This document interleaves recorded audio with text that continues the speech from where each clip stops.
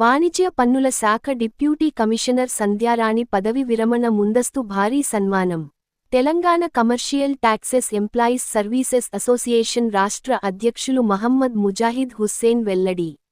ఈ నెల 31న పదవి విరమణ చేస్తున్న హైదరాబాద్ వాణిజ్య పన్నుల శాఖ కమిషనర్ కార్యాలయంలో ఎన్ఫోర్స్మెంట్ డిప్యూటీ కమిషనర్ సంధ్యారాణి పదవి విరమణ చేస్తున్న సందర్భంగా కరీంనగర్ పట్టణంలో గతంలో 10 సంవత్సరాలుగా కరీంనగర్ జిల్లా కేంద్రంలో పనిచేసిన సందర్భంగా ఆమెకు ఈరోజు కరీంనగర్ ఉమ్మడి జిల్లాల వాణిజ్య పన్నుల శాఖ అధికారులు ఉద్యోగులు ఆధ్వర్యంలో ఏర్పాటు చేసిన కార్యక్రమంలో ముఖ్య అతిథిగా కరీంనగర్ ఉమ్మడి జిల్లాల వాణిజ్య పన్నుల శాఖ జాయింట్ కమిషనర్ గోపాల్ అధ్యక్షతన జరిగిన కార్యక్రమంలో గోల్కొండ జెసి రవి మహబూబ్ నగర్ వాణిజ్య పన్నుల joint commissioner Sreeleela Karimnagar deputy commissioner Subrahmanyam assistant కమిషనర్లు Kavitha Jagtial Charan Peddapalli Devender Kamareddy CTO Gautam Siddhartha Sailaja Venkateswarlu Ramesh Telangana commercial taxes employees services association రాష్ట్ర అధ్యక్షులు మొహమ్మద్ ముజాహిద్ హుస్సేన్ ఉపాధ్యక్షులు జి భిక్షపతి శ్రీమతి తదితరులు పాల్గొన్నారు. ప్రత్యేక అభినందనలు తెలియజేస్తున్నా కరీంనగర్ ఉమ్మడి జిల్లాల తరఫు నుంచి. వాస్తవానికి కరీంనగర్ ఉమ్మడి జిల్లాలో గతంలో పనిచేసిన Ravi sir, Shrimati madam, Sreeleela madam, Sandhyarani madam ఈ ముగ్గురు పనిచేసినప్పుడు వాస్తవానికి ప్రత్యేక తెలంగాణ రాష్ట్రం ఉద్యమంలో వీళ్ళు చాలా పోరాటాలు చేశారు. వాస్తవానికి ఈ రోజు రవి సార్ తెలంగాణ రాష్ట్ర కమర్షియల్ ట్యాక్సెస్ లో ఒక ముఖ్య అధికారిగా ఉన్నారు.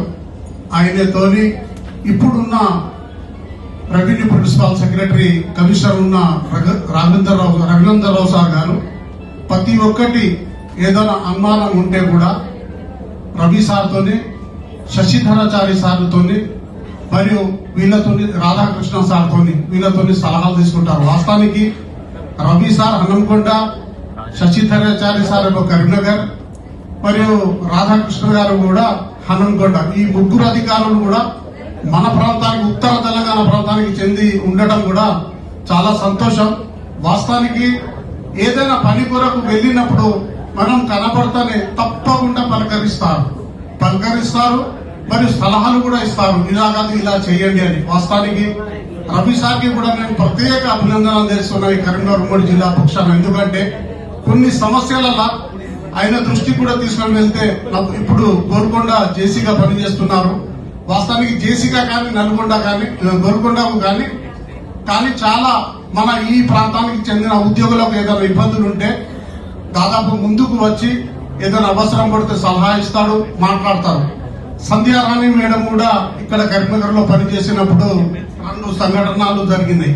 ఎవరు చెప్పలేని నేను చెప్తాను. మేడం తొందరగా కోపం వస్తుంది, తొందరగా అలుగుతుంది. అప్పుడు అనురాధ మేడం ఉండే, అప్పుడు అలిగిపోయి ఏం చేసింది, కంప్యూటర్ రూమ్ లో కూర్చున్నది సిటిఓగా. నేను లీవ్ పెట్టి వెళ్ళిపోతున్నా, నాకు అవసరం లేదంటే భిక్షపతి వాయ్ నా దగ్గరికి వచ్చి అన్న ఆమె లీవ్ పెట్టి వెళ్ళిపోతుందట, అనురాధ మేడం ఆమెకి అయినట్టు ఉండేదంటే కంప్యూటర్ రూమ్ లో పోయి గంట సేపు మీరేమనుకోకండి మేడం, నా మాట వినండి, నేను మాట్లాడతాం. ఆ అనురాధ మేడం అన్నట్టు ఆమెకి కూడా ఒకసారి ఇక్కడ పనిచేసి పోయిన తర్వాత అక్కడ ఉన్న కమిషనర్ కు ఆమెకు పడక 8 నెలలు లీవ్ పెట్టి ఇంట్లో ఉండే. అప్పుడు శ్రీధర్ బాబుని కలిసి, ఉన్నత హయ్యర్ ఎడ్యుకేషన్ మినిస్టర్ ఉండే, శ్రీధర్ బాబుని కలిసి సార్ మాకు తెలిసిన ఆమె అనురాధ మేడం ఉంది, ఆమె పోస్టింగ్ కొరకు ఇస్తే బాగుంటుంది అని అనుకుంటే అంతట్లో ఏం చేసిందంటే అప్పుడు ఆర్ఆర్ ప్రసాద్ రావు అని revenue principal secretary commercial taxes ఆయన ఏం చేసిందంటే శ్రీనివాస్ అని ఒక ఆంధ్ర డీసీ గారికి ఇక్కడ పోస్టింగ్ ఇచ్చాడు. అతను ఎలాంటి వ్యక్తి అంటేనే ముందే సంధ్యారాణి మేడం, శ్రీలీల మేడం వాడు ఇక్కడికి రావాలనే వద్దు, వాడు వస్తే ఇబ్బంది పెడతాడు, మహిళలకు చాలా అది పెడతాడు, ఇది చేస్తాడు అంటే వాస్తవానికి సమైక్య ఆంధ్రప్రదేశ్ రాష్ట్రంలో అప్పుడు తెలంగాణ